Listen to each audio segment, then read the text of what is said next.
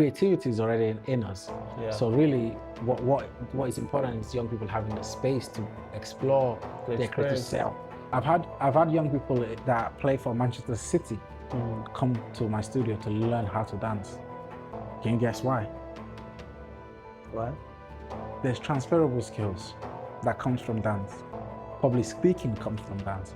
My ability to comfortably speak to you right now and improvise as you ask me questions comes from dance.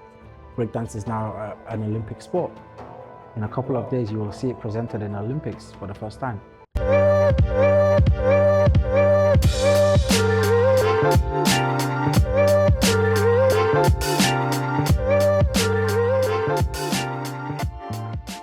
Welcome to the show. I have a very important guest right here. I don't want to say much about my guest so that you get to hear from the horse's mouth, right? So at this point, I'll just allow my guest to introduce himself, tell you about him and what he does. And then we can just proceed to the conversation. So welcome to the show. Hello everyone. My name is Edenamiuki Aiguobasinmwin, also known as Namiuki.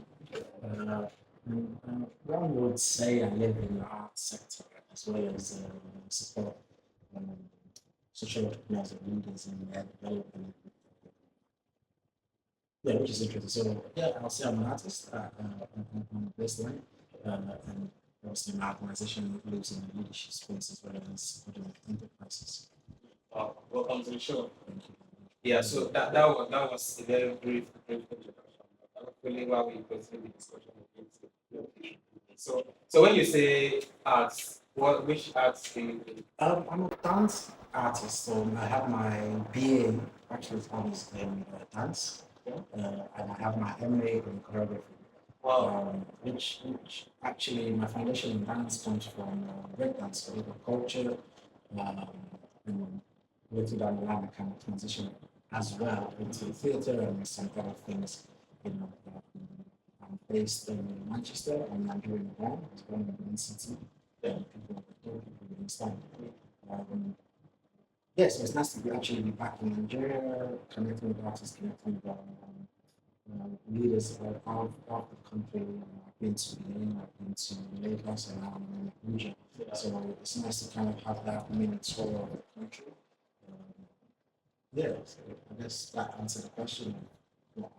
Yeah. It's that. So yeah. Before we let's just talk about how long have you been in the UK? Since 07. 07. So you what took you to the UK? Is it the dance or the schooling? Because I think the land of opportunity sometimes. Nigeria itself is the land of opportunity. I guess I don't want to sit here and promote Jackass syndrome, because we moved out to the UK way before that kind of popularity of wanting to. I think country that can provide better educational opportunities. College education was the reason that kind of moved us out there, as well as looking at what other opportunities can we have, better healthcare. Really, I don't want to talk about the UK. I want to promote that as a state of happening, because I think coming back, I've enjoyed so much from Nigeria. Actually, I'm content and I'm more than happy to be back here. Yes, let's talk about the dance. You started dancing before you went to the UK, right? Yeah, I started dancing. My family. I went back to the village when I was in Benin, right? Yeah. And then I realized actually the dancing is not just for us that was out in the UK or whatever. The dancing is actually quite cool, quite internal to our family. So my brother started dancing. He was part of the anointed dancers of the Winners Chapel.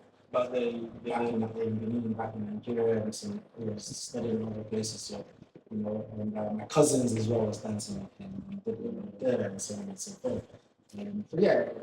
Did I start dancing in Nigeria? I would say no.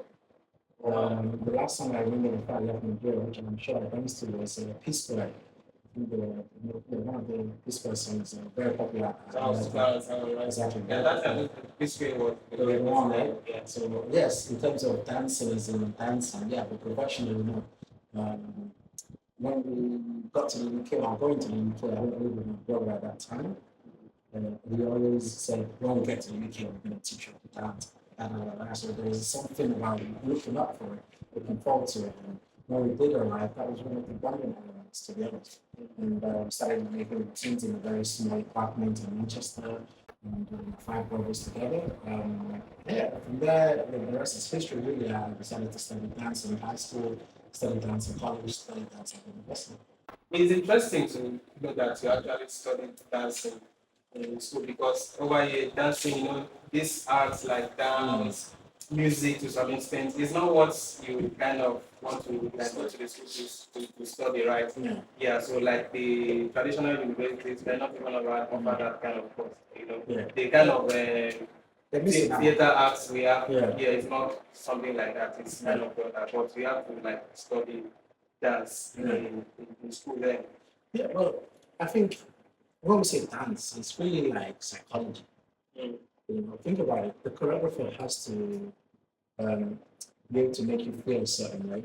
You understand? So it's not just dealing with physical movement, it's dealing with the understanding of semiotics, which is the study of science.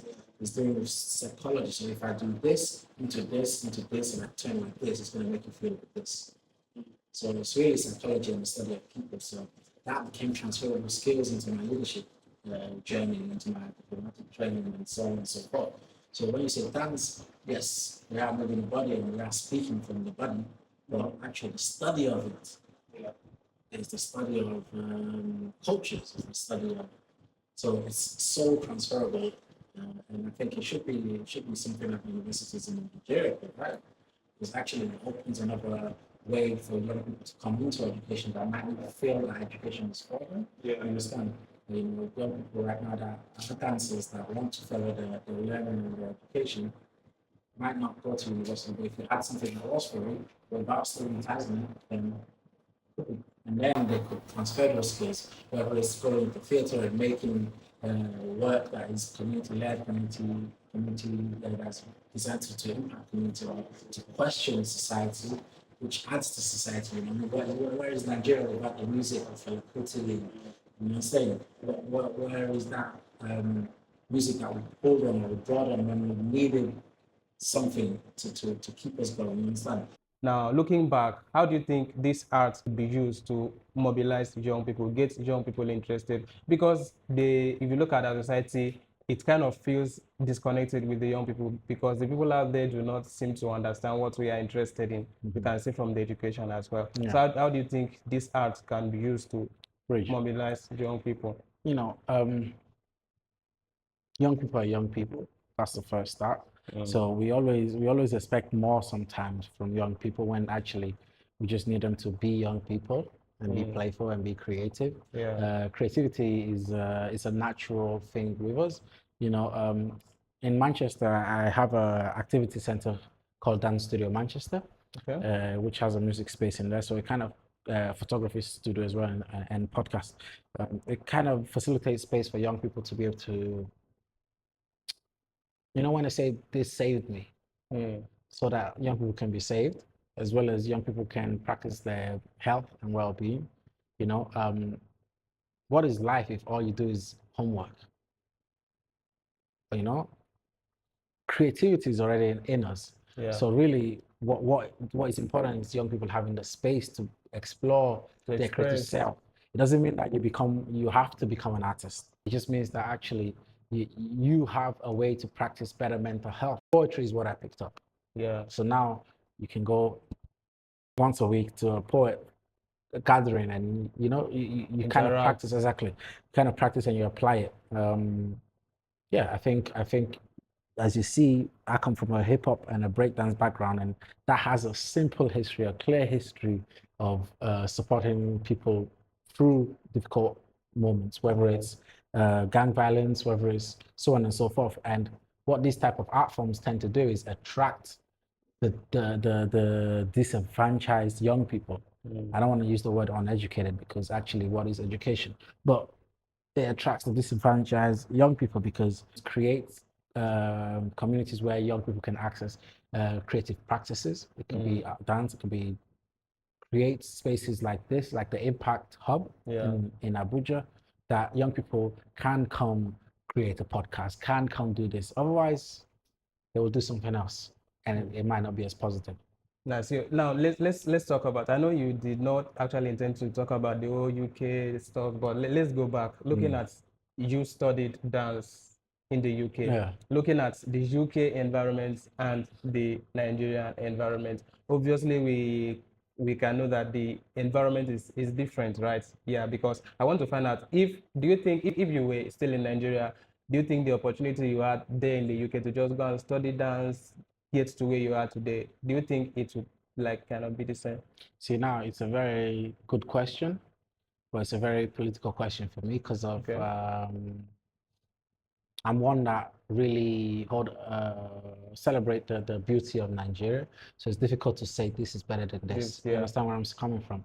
But what I can speak to is that because of the pre-existing structures in the country, because of the shift, the fact that there is not so much, there's a better understanding of the power of the arts in that country, a better understanding, not that people don't understand it here, because of that.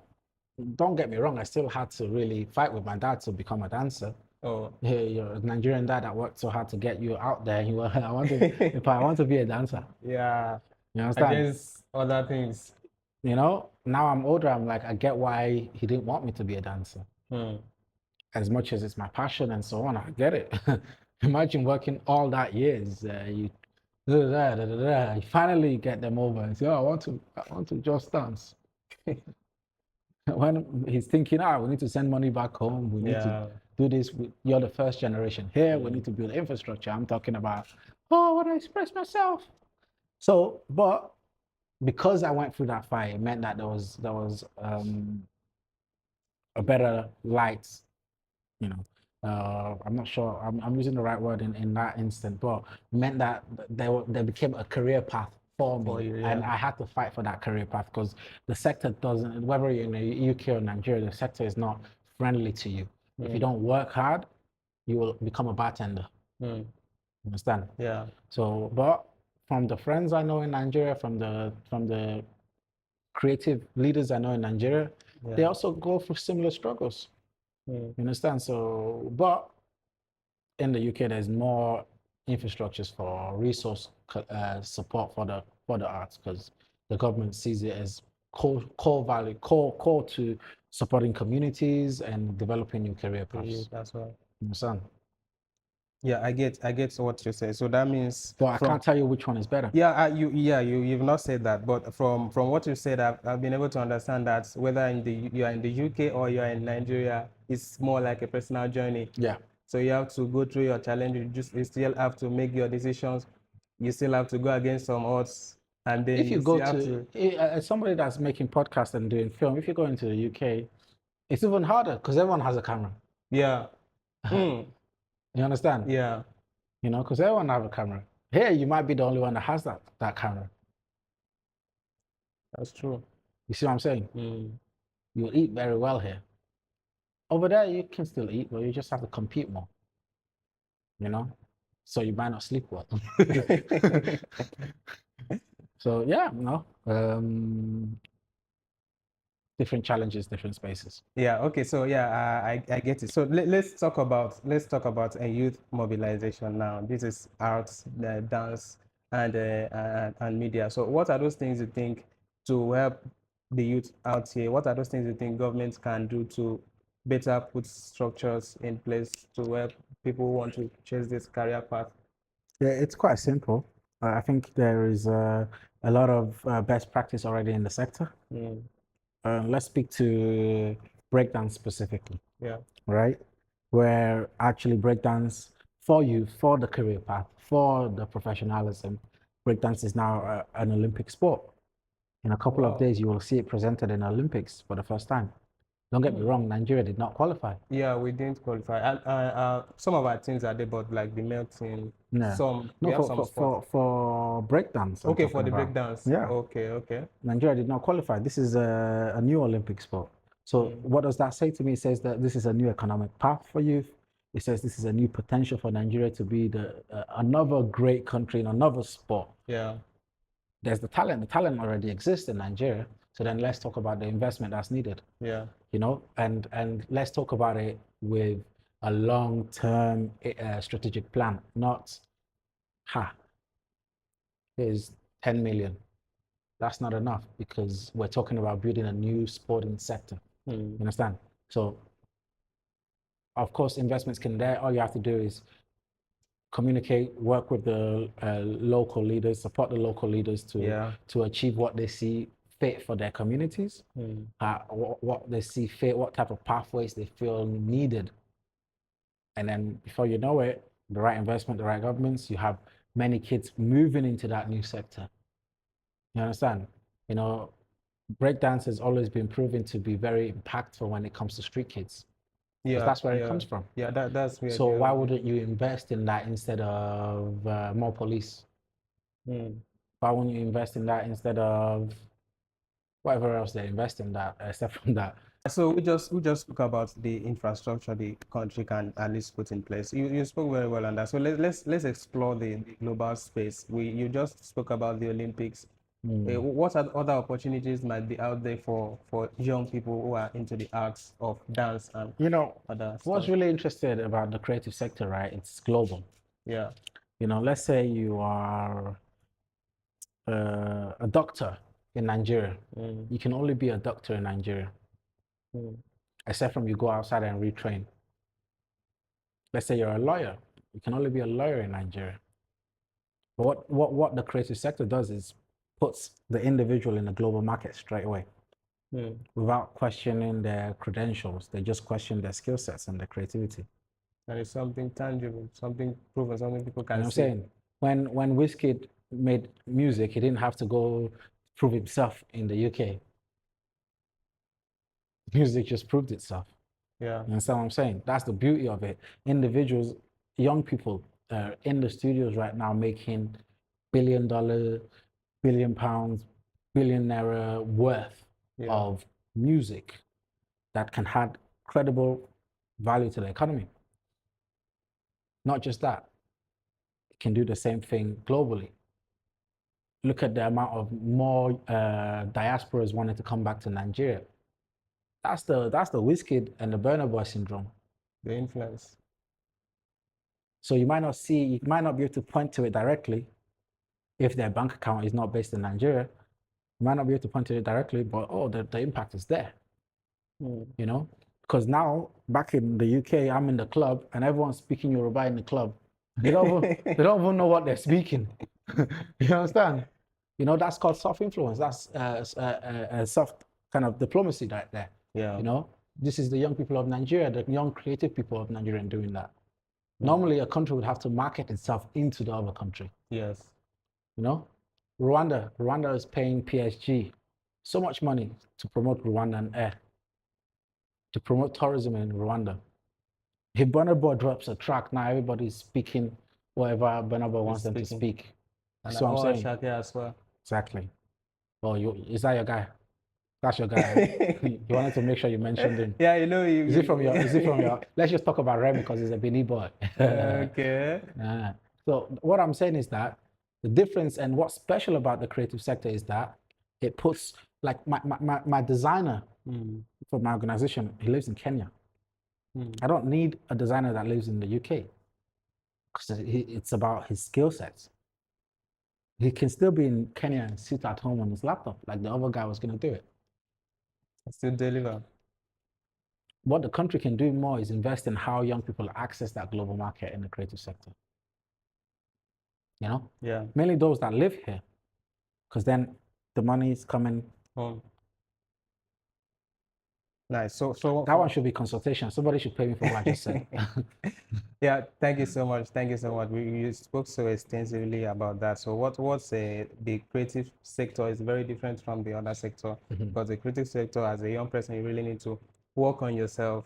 Your 100% on arts is 100% everywhere. You don't get Wizkid. The album does not make sense in Nigeria, and then you go to the UK, it's not on the chart. It's there. Some of those music even hit the charts there more than home as well.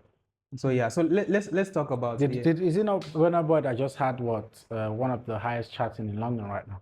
See? So let's talk about your space, your dance. How is it going there in the UK? How have you been able to have young people in your space communicate with them through the art?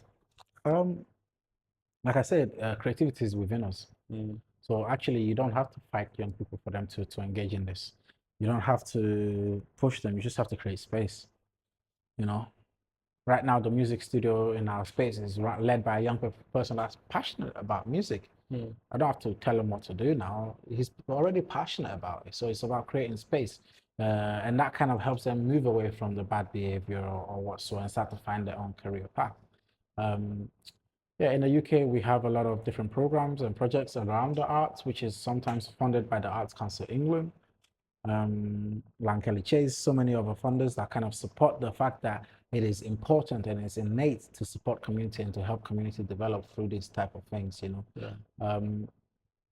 Yeah, the work we do, like today, we're about to go to Lagos, and on the 4th, we're delivering the Rotation Dance Exchange, Central African qualification in Nigeria, you know.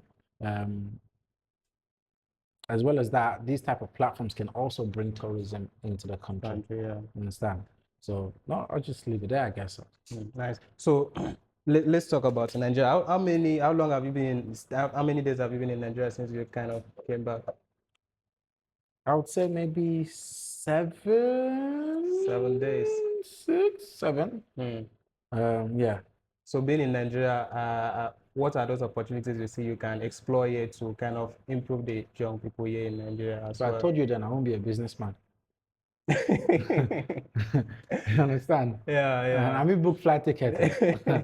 I have to keep the secrets in my head still. No, but I think, and I understand that the community leaders already know what to do. They just need the support. Yeah. You understand? They already know what to do. They need the support. Obviously, being here and spending time walking around, moving around, speaking to people, as somebody with that kind of critical business thinking, obviously I'm coming up with ideas and I'm thinking about, yes, this could be implemented, this could be done, this could be done. You know, but like I said, I wouldn't be a good businessman if I told you all that. Yeah, I get. Yeah.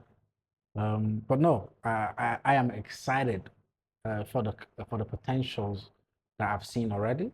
Yeah. I'm excited to work with community leaders here to bring some of my best practice in, take some of our creativity, supporting breakers. It's introducing, you know, the infrastructure I told you about, Breakdance Olympic. Yeah. It's introducing that in Nigeria alongside what's already been happening.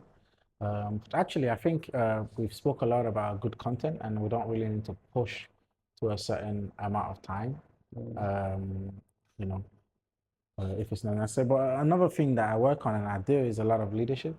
You know, I can't count how many countries I've been in this year already and how many that's going to come, because we're constantly developing young people and building access for young people in the leadership space. I'm quite passionate about young people being in decision-making boards, impactful positions, not just kind of, you're here just to represent the young people and be quiet. Here's your travel, here's your travel budget. So I like to support the development of emerging leaders as well. So yeah, the work we're doing is busy, but I feel it's impactful. Yeah, it is. It is actually. So let's talk about the leadership. So is it and which capacity are you using to be in this space? Is it as a dancer because you study dance? I need to get it right there. If I'm in a leadership space, you won't even know I'm a dancer. Okay. Like I say, there's transferable skills that comes from dance. Public speaking comes from dance. My ability to comfortably speak to you right now and improvise as you ask me questions comes from dance. You understand? My ability to read the room comes from dance, you know? My ability to tell you and push what I want comes from dance. Because as a dancer, from a young age, you're standing in front of the stage. You're building a high level confidence. You know, so in my studio, I've had young people come to dance to build their, just because the parents knew that they had low confidence. Okay. We build their confidence up. They're fine. Yeah, it's like a doctor. Like I said, the dance is a complex thing that really does help communities and really does help development. So art is more, you can also see art like as a process. you can pass through it to get whatever you want. Yes, It might yes. not be that you are learning dance To because you become want a to dancer. dance. I've had young people that play for Manchester City come to my studio to learn how to dance. Can you guess why? Why? What do they do in football? Dribbling, Coordination. movements. Yeah, footwork, coordination, agility. You understand? Yeah. So parents actively search for those types of training. You know, they don't really see the dance, they see the agility, they see the improvisation, they see the quick thinking, they see the, you know, if you teach a kid how to do a dance battle and they become comfortable at dance battles, they know how to fail. Yeah. You know, they know how to fail and smile and shake your hands. And then in Go other again. sports, they call it sportsmanship. We call it a battle. You know? Yeah. Because so that's why I said there's a lot of core things within dance, within hip hop Arts. culture, that actually you can just extract what you need. You know, that person does not have to be. That's why you know, in the Arts Council in England, there's a focus on community-led practice. You understand? Because the government is giving all this money to artists and arts community. They want that money to go back to supporting the community because they know that the arts can support communities. You know, like on a Wednesday, in the studio, you're going to have 20, 30 women that will come into the studio, older women, just to dance. They'll just dance to Afro beats, for 1 hour and a half, Just dance. Yes. Are those women going to go to the gym? Hell no. They're not going to the gym, but they'll happily come and dance. And do the exercise. Yes. They don't class it as exercise, they class it as dancing. Small enjoyment cannot kill anybody. You understand? Yeah, but the dancing is also providing the exercise. For sure, for sure. But we don't need to use the word exercise because we know it is exercise. Yeah. You know, like you know, recently we started to deliver physical education. So in schools, recently we started to teach PE. We call it PE. And we're working with young boys that actually don't like sport. Okay. So they don't like football. They feel like they're not really the ones that, you know, some kids are football, they love it. They don't like sport, but they'll break dance. They'll break dance. They'll probably get more exercise than the ones that are playing football. They'll break dance because they don't class it as that.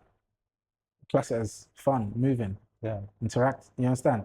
So it's left for the sports ministers, the education minister, and the cultural financial sector to make the right investments. And I'm sure, and I've met other artists that those things are already happening in Nigeria. It just has to happen more, and it has to become a national priority.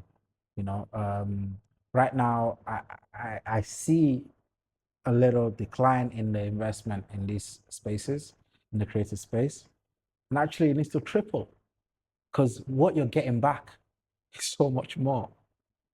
Do you know how many countries that nobody knows about? You know? Yeah. And Nigerian music makes people know about the country first, instead of knowing the country for something else. And you know what that is. You know what I mean? Yeah. Changes the narrative. I was in China the other week. Not the other week. I was in China last week. I go back to China very soon. I found a Nigerian club. I was like, what is a Nigerian club doing in this? And it's not Beijing. It's not the main city. Yeah. That's just how it goes. People love the culture. They love the fruits of the creative sector. So why wouldn't you double the investment? You know? But Yeah, I think that's one thing the government really need to do. Like government are also government, we're not telling you what to do. I'm just suggesting. Yeah, and also the private sector as well. There has been a lot of investments in the art sector, in young people. And talking about not just what art can offer, you know, the whole economy has changed. The whole work landscape has changed, especially after this post-COVID-19 era. There are a lot of other opportunities that have existed which were not there before.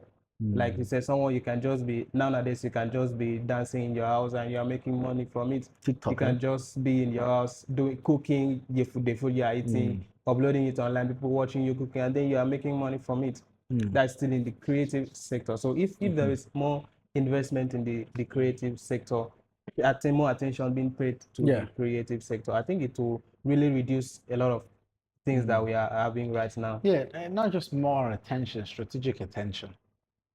You know, like I said, they can always give this amount of millions, this amount of billions. Yeah. But if the country does not say, we want to do this and we want to ensure we do become this, our creative sector looks like this, then it's just money. You know? It's just money. Cool. That money will come and go. But if it's okay, this is a new direction for the country, we're investing heavily, like we're investing in oil or whatever. We're going to invest in the creative sector. We're going to build studios across the country. We're going to ensure that there's baseline infrastructure for young people to develop their craft. Now you can compete globally. And we're already competing without really doing that to some degree. Why don't we just do it and then take over? You understand? Yeah. Like Morocco was the one that qualified for Africa in the Olympics. For the breakdance. Yeah. Really, it should be Nigeria, right? Are we not the Giants or something like Giants. that? Should be Nigeria. Small investment between now and the next Olympic. We'll take it. We'll teach Morocco small lessons. Interesting. So thank you so much, Namiuki, for stopping by for this conversation. We've really had a lot of things to discuss. Like I said, it wasn't planned. We just pop up the old stuff, and I really enjoyed it. You catching me just before going back to the airport. All right. So you've been speaking English. My viewers might be wondering, UK guy, if you can speak Pidgin. Can you still speak the Pidgin stuff? What is Pidgin? I don't know. Let's leave the English. Of course, I can speak Pidgin. It just depends on the context. Okay. You know, when I flow for high level stuff, my English they come out. Not even me force and come out. You could just flow. The thing just flow. It's a natural existence. I get them. So let's talk about you've been in Lagos, you've been in this Abuja now, you'll be going back to Lagos. So let's talk about what Don't forget Benin. Benin. Okay, so let's talk about some of waiting be those things where you be missed, what you don't get time as you come back. So hi, Nigeria and drama. No, a drama follow for the Nigeria and drama. I like him. I enjoy him, guy. I miss drama. I'll just sit there. Just they watch people, they fight each other. Just they shout. I just change so. My right. Make I go back to UK make performance. Can I write this one down? Oh. No, to be honest, I travel a lot. So when I'm in, let's say I did East Africa, I did Rwanda, they speak Swahili. Yeah. I can't miss home. Say, I just come enter a place, I just speak everything. Yeah. Just feel there with the people. You understand? Down small. So obviously, it's strategic. I spent my time. I took time to not come back. But I'm back now, so it feels comfortable to be home. You know. Home is always home. Maybe. So let's talk about food. What's one delicacy you had missed while you are in UK? I didn't miss anything. I had chop and I had cook and I had chop a goosey soup for house. What did I miss? You know, say Nigeria, we don't take class. We're always there. Yeah. So there's food everywhere. It's not. You don't miss anything. So the taste. Let's talk about food taste because I'm not gonna lie. Jollof rice, man, I chop for UK, but what I don't chop for L. No, it depends on where you go chop the jollof rice. True. You talk true. I'm true. You talk. Yeah. Depends on where you go chop the jollof rice. True. Yeah. But I don't chop three, four jollof rice. Did I be? Now you don't have that jollof rice. Yeah, so we'll test that again. Okay. But 3-4 jollof rice, steam it up. Only they feed me jollof rice for plane. British Airways feed me jollof. I said, wait, Niger jollof. Hey! And that one was sweet past the one. White guy give me jollof rice for plane. They sweet past the one man I don't chop already. No me now. I see why Ghana they mess up like that. They talk too much. Maybe they chop local jollof rice when they examine us for local jollof rice. Anyways, no, I think it's just nice to be back, man. Yeah. It's just nice to be back. So welcome home. We hope to have you again in Nigeria very soon. I hope very soon. When you are leaving, you still fall back very soon. Welcome. All right. So one word for young guys out there, one for other young people out there who might be in the creative space, who might be dancing, or into some other stuff? No one cares. Work harder. Mm, You understand? yeah. It's not easy. It's not supposed to be. Dangote not reach for a day without fights. There was one time, right? Yeah. I was going through some business issues with partners, blah, blah, blah, blah, blah, blah. It's like, oh no. And I said, imagine what Dangote don't experience for life because of the like kind of fights in business. So you just have to swallow it and say, can't wait for the next one. I can't wait for the next issue to solve. Yeah. You understand? So work harder. Doesn't mean kill yourself. Just work and graft and grind and compound. If you start working and you keep working, I feel like I do the same thing every year. There's nothing I do. Yeah, it's not different. So it's 6 o'clock, I'm up. Bah, bah, bah, bah, bah, bah. But it's different. You feeling like you are doing the same thing every day, but you are in a space that you are passionate about. You are doing what you love. Some people are doing the same thing every day, but it's not what they like. So it's different. At least you are passionate about it. So you might not even be feeling that way. No, because of the last 7 years, it's been strategic. Yeah. So this project, because we're gonna get these results in 10 years' time. Yeah. That's why I said doing the same thing every year. Obviously, I'm doing the same thing in different countries. Okay. You understand? Yeah. Different, you know what I'm saying? There's a level of, if you have a passion and you have to choose between job or your passion, just think about this. One day you'll die, nobody will care. So, vibes. I'm happy to die poor. Not be say I'm poor. I'm happy to die poor. But you're not Let me poor, not put thank that God. one. Thank God you're not poor. You understand? Yeah. I'm rich with joy, with friends, with community. you know what I'm saying? Yeah. And when I die, they'll cry for me for all these different countries. for you, the work will say, "Oh no, we missed him." They'll come to your house. They'll say, "Oh no," and then tomorrow they don't put employment. Say, please, let's replace him. No, follow your passion, work hard, Yeah. and if somebody is speaking to you and giving you feedback that you don't like, swallow it and move That's on. important as well. Swallow it and move on. I think that. And not every feedback means you need to take the feedback. Somebody called me the other day and said, this is feedback. I said, no problem. All right. Well done. You move. You noticed what I'm not doing different, that I'm doing something different to everybody else. Would I be myself if I'm not doing that? I should just follow everybody. When I've seen that this is where that one is going. No, thank you. And you know where you want to go. Yeah, I think one of the challenge that actually impede young people from actually following their passion is, like I said, everything has changed. These days, you just grow up to meet bills waiting for you. Like you just grow up and it's there already. You touch 16, your dad started to say, hey. So one of those things you cannot be like following your passion. When my friend said something yesterday, he said, for you to be the change, you need to get change. You get, so you cannot just go around. You need something to help you move, get to pursue these things. So those are like one of the challenges that young people face. But like we had discussed initially, this whole creativity, dance, art is a personal journey. So whether you want to do something, so whether you're in Nigeria or you are anywhere, you're still struggling. Yeah, responsibility to play to get yourself up. Think about it. Out of all the people that graduated in my undergrad in the UK, maybe 1.5 is the only one that's still doing something creative. I'm one, and half is just maybe it's in there, maybe it's not. You understand? Yeah. Because it's not easy. You understand? Yeah. When everyone was enjoying in university, my library there. Even women will be inviting me come for a drink. Back then, I didn't even know that meant because I was just Yeah.